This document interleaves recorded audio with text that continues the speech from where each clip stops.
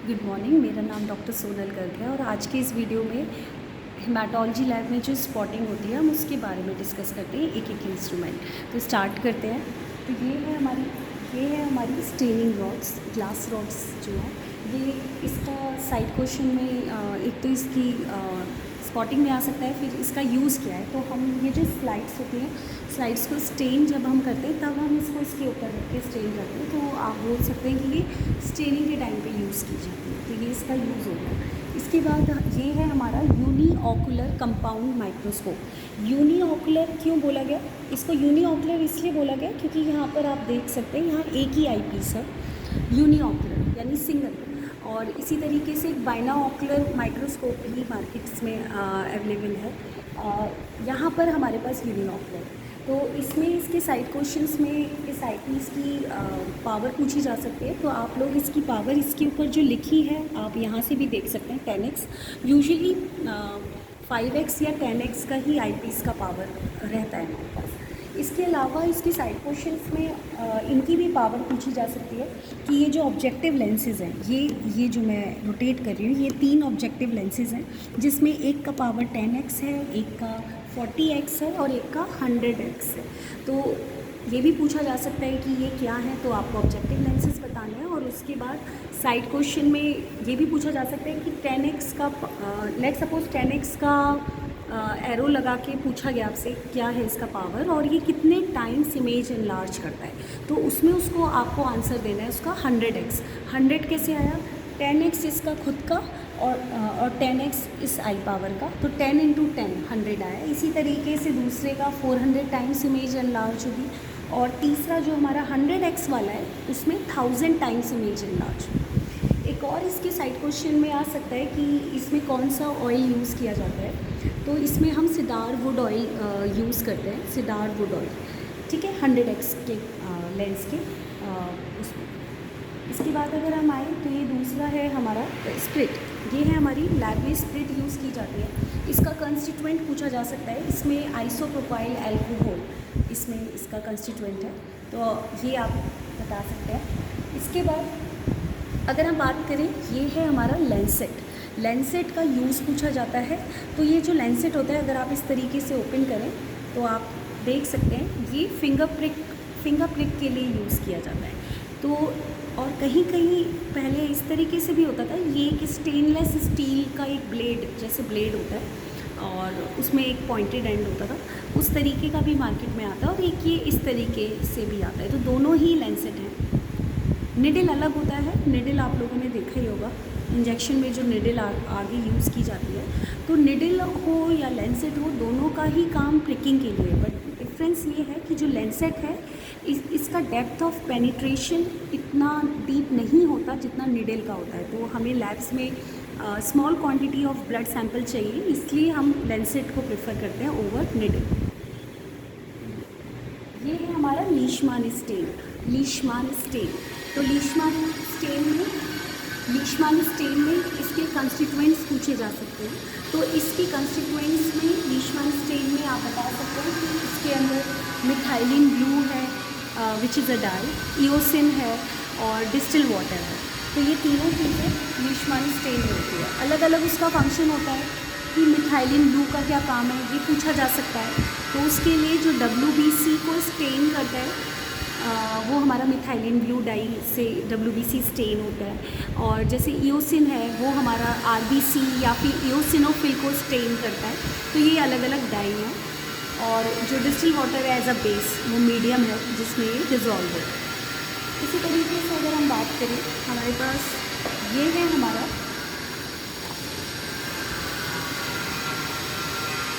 This is known as comparator. ये पूरी ही हमारी हीमोमीटर के सारे अलग अलग इंस्ट्रूमेंट्स हैं हीमोमीटर के, जिसमें ये है हमारा सहालीज़ हीमोमीटर, ये इसका नाम है। इसको कंपैरेटर भी बोलते हैं। कंपेयर करता है ये।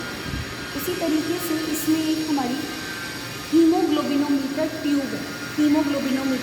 एक नॉर्मल टेस्ट ट्यूब होती है और एक ये हीमोग्लोबिनोमीटर ट्यूब है। इसमें क्या डिफरेंस है आप देख सकते हैं, यहाँ येलो मार्किंग्स में और यहाँ पर रेड मार्किंग्स में ये मार्किंग्स दे रखी हैं। येलो मार्किंग हमारी ग्राम परसेंट के अंदर है। तो ये हमारी हीमोग्लोबिनोमीटर फ्लूइड है। इसी तरीके से यहाँ पर एक पिपेट है, ये है ग्लोबिनोमीटर पिपेट, इसका नाम है हीमोग्लोबिनोमीटर पिपेट। देखिए जो आरबीसी पिपेट और एक डब्ल्यूबीसी पिपेट भी होती है फिजियोलॉजी लैब में, वो अलग टाइप की पिपेट है, उसे मैं आगे दिखाऊंगी। ये है हमारी हीमोग्लोबिनोमीटर पिपेट। इसको आप पहचान सकते हैं उनके कंपैरेटिवली कि इसमें 20 माइक्रोलीटर की मार्किंग है, which is equals to 0.02 ml। इसी तरीके से इस किट के अंदर एक और हमारे पास है, ये है हमारा N/10 SCl। ये एक सिंपल हमारे पास एक बॉटल थी, हमने उसमें फिल किया हुआ है, एंड इसको हम इस एक्सपेरिमेंट के टाइम देखते हैं N/10 SCl, ठीक है।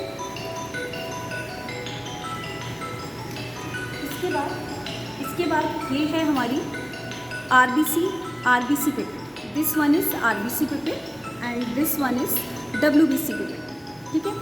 इसको आप कैसे आइडेंटिफाई करोगे, इसको आप कैसे आइडेंटिफाई करेंगे? आरबीसी पिपेट के अंदर आप देखिए 3 मार्किंग्स हैं जिसमें 0.5 है, 1 है, और ये है हमारी 101 जो तीसरी मार्किंग है। एक तो इसमें रेड बीड है, इसी में अगर आप देखें तो वाइट बीड है, इसी तरीके से वाइट बीड है, और इसमें 3 मार्किंग्स हैं, 0.5 है, 1 है, और तीसरी मार्किंग इसके अंदर 11 वाली मार्किंग है। और इसके अंदर ये जो पूछा जाता है, इसमें बेसिक डिफरेंस भी पूछा जा सकता है कि आपने इसको आइडेंटिफाई कैसे किया। तो आप बता सकते हैं कि रेड वाले के अंदर जो इसमें बल्ब होता है, इसके पार्ट्स होते हैं, ये स्टेम पोर्शन है, दिस इज़ बल्ब। तो जो बल्ब होता है वो बिगर साइज़ का है as compare to white WBC की पिपेट के अंदर। इसके अंदर जो बल्ब है वो उसका साइज़ जो है वो स्मॉल साइज़ का है, और जो तीसरी मार्किंग है वो 11 की है, ठीक है। इसके अंदर ये हमारा इसका यूज़ पूछा जाता है। तो इसका जो यूज़ है वो है हमारा कि ये आरबीसी की काउंटिंग के टाइम पे, आरबीसी पिपेट हम आरबीसी काउंटिंग में यूज़ करते हैं जब हम न्यूवर्स चैम्बर का यूज़ करते हैं, और WBC पिपेट को हम इसका यूज़ है WBC काउंटिंग में किया जाता है।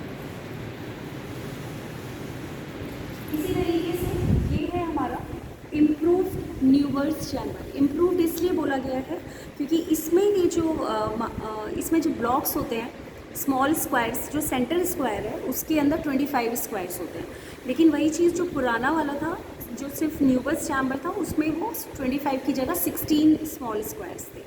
तो न्यूवर्स चैम्बर ये है हमारा इम्प्रूव न्यूवर्स चैम्बर, और इसका यूज़ पूछा जाता है तो ये आरबीसी काउंटिंग और WBC काउंटिंग के लिए किया जाता है।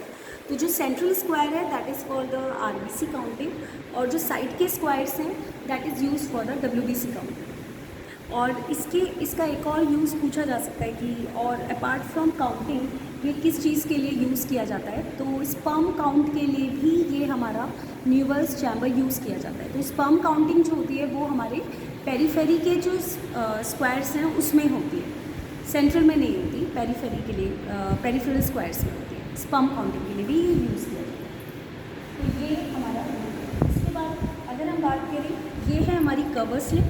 तो कवर स्लिप जो है हमारी, आप देख सकते हो, this is the small very delicate cover slip is that, ये कवर स्लिप है। तो कवर स्लिप हम न्यूवर्स चैम्बर में भी कवर स्लिप रखते हैं बाद में, तब जाके फिर हम माइक्रोस्कोप के अंदर देखते हैं। ये हमारी कवर स्लिप। और अगर हमें काउंटिंग के टाइम, इसके बाद हम बात करें लैब्स में और डिफरेंट जो फ्लूइड्स अवेलेबल हैं, तो ये है हमारा आरबीसी डाइल्यूटिंग फ्लूइड, इसका नाम है हाइम्स फ्लूइड, ठीक है। तो हाइम्स फ्लूइड के कंस्टिट्यूएंट पूछे जा सकते हैं, जिसमें आपको फिर बताना पड़ेगा कि सोडियम सल्फेट है इसका कंस्टिट्यूएंट, या फिर सोडियम क्लोराइड है, और इसमें एक और तीसरा कंस्टिट्यूएंट है मर्क्यूरिक क्लोराइड। इन तीनों का अलग अलग फंक्शन है। जैसे सोडियम सल्फेट रोलेक्स फॉर्मेशन नहीं होने देता, फिर हमारा सोडियम क्लोराइड जो है आइसोटोनिक है, हमारे ब्लड आइसोटोनिसिटी बनाता है, उस सॉल्यूशन को आइसोटोनिक बनाता है। हमारे ब्लड प्लाज्मा की तरह। इन द सेम मैनर जो हमारा मर्क्यूरी क्लोराइड है वो हमारा एज एंटी बैक्टीरियल या फिर एंटी फंगल की तरह काम करता है। तो ये हो गया हमारा हाइम्स फ्लूइड। इसी तरीके से ये है हमारा टर्क्स फ्लूइड, ये हमारा डार्क कलर का है, ये हमारा ट्रांसपेरेंट है। जबकि ये जो WBC डाइल्यूटिंग फ्लूइड है इसका नाम है टर्क्स फ्लूइड। इसके भी कंस्टिट्यूएंट पूछे जाते हैं, जिसमें इसके भी ग्लेशियल एसिटिक एसिड है, आपका मिथाइलिन ब्लू है, ये इसके कंस्टिट्यूएंट है। तो उसका अपना फंक्शन है कि ग्लेशियल एसिटिक एसिड जो होता है वो RBC की मेम्ब्रेन हो, WBC की या प्लेटलेट्स की मेम्ब्रेन को डिस्ट्रॉय कर देता है। और जो हमारा मिथाइलिन ब्लू है वो स्टेन करता है WBC के न्यूक्लियाई को। तो ये इसके कंस्टिट्यूएंट है। तो ये सब साइड क्वेश्चंस में पूछे जा सकते हैं कि इसका यूज़ वही हो गया। टर्क्स फ्लूइड जो है वो WBC काउंटिंग के टाइम पे हेल्प करता है। जब हम न्यूबर्स चैम्बर से WBC काउंटिंग करते हैं तब ये यूज़ में आता है। और जो ये हाइम्स फ्लूइड है जब हम RBC काउंटिंग करते हैं तब यूज़ में आता है। इसी तरीके से अगर मैं और आपको बताऊँ तो ये है हमारी, ये देखिए ये है हमारी, इसको आप देखिए कैपिलरी ग्लास ट्यूब, इसको क्या बोलते हैं, कैपिलरी ग्लास ट्यूब, ठीक है। और ये हमारा, ये इसका यूज़ क्या है, जब हम क्लॉटिंग टाइम डिटेक्ट करते हैं तो क्लॉटिंग टाइम को डिटेक्ट करने के लिए हम ये कैपिलरी ग्लास ट्यूब की हेल्प लेते हैं। इसी तरीके से ये है हमारा फ़िल्टर पेपर, ये हमारा फ़िल्टर पेपर है। इसको हम ब्लीडिंग टाइम को निकालने के लिए हम ये फ़िल्टर पेपर का यूज़ करते हैं। अगर हम बात करें अपनी ये तीन बॉटल्स हैं, देखिए ये अलग अलग कलर कोड भी है। ये जो ब्लू कलर की बॉटल है जिसमें ब्लू कैप है और इसके अंदर जो लिक्विड है वो भी हमारा ब्लू कलर का लिक्विड इसमें होता है। और ये जो है ये है हमारी एंटीबॉडी, एंटी-A। और ये जो है येलो कलर वाली, जो जिसमें येलो कलर का लिक्विड है, और ये है हमारी एंटी-B मोनोक्लोनल एंटीबॉडी। ये भी एंटी-A मोनोक्लोनल एंटीबॉडी है, ये भी एंटी-B मोनोक्लोनल एंटीबॉडी। और ये जो है हमारी, ये भी हमारी मोनोक्लोनल एंटी-D। ये RH एंटीजन डिटेक्ट करने के लिए weather person is RH positive और नेगेटिव। तो ये हमारी ट्रांसपेरेंट होती है, ठीक है, ये ट्रांसपेरेंट वाली है। ये इसका यूज़ पूछा जाए तो आप लिख सकते हैं कि ब्लड टाइपिंग के लिए, to detect the blood group. ये चाहे B हो चाहे ये हो, तो दोनों में ही आप to detect for the blood typing it is use, और यू कैन से सिंपली कि to detect the blood group of a patient. और ये RH पॉजिटिव या नेगेटिव के। इसी तरीके से ये है हमारा विंट्रोप स्टेंट। और ये जो है ये हमारी विंट्रोप्स ट्यूब है, ये विंट्रोप्स की ट्यूब है and this is use for the ESR और या फिर PCV के लिए, पैक्ड सेल वॉल्यूम डिटेक्ट करने के लिए। इसकी ये ट्यूब और इस ट्यूब में क्या अंतर है, ये है हमारी वेस्टरग्रीन पिपेट। ये इसमें क्या होता है, इसमें हमारे अगर आप मार्किंग्स देखें तो ये लंबी ट्यूब है और यहाँ पर जो मार्किंग है वो 0 से लेकर, अगर आप देखें तो 0 से लेकर 300 मिलीमीटर तक है। वेस्टरग्रीन लंबा नाम है और लंबी ट्यूब है, तो इजी टू रिमेंबर। और ये जो विंट्रोप्स है यहाँ जो मार्किंग है वो 0 से लेकर 10 तक है, ठीक है, 0 to 10। तो जो विंट्रोप है वो हमारे ESR और PCV के लिए भी यूज़ किया जाता है, और ये जो है वेस्टरग्रीन हमारी ESR के लिए ही यूज़ किया जाता है। ये हमारा स्टैंड इसका, ये हमारा वेस्टरग्रीन का स्टैंड है, वेस्टरग्रीन स्टैंड, ठीक है। And this is cider would oil, जिसकी बात मैंने पहले बताई थी कि ये माइक्रोस्कोप में जब हम 100x पावर लेंस यूज़ करते हैं तो हम सीडार वुड ऑयल को यूज़ करते हैं, उसके ऊपर डालते हैं, हमारा जो स्मीयर होता है उसके ऊपर डालते हैं, और तब हम फिर हमारा जो 100x पावर के अंदर हम सेल्स को विजुलाइज करते हैं। Thank you so much and thanks for watching.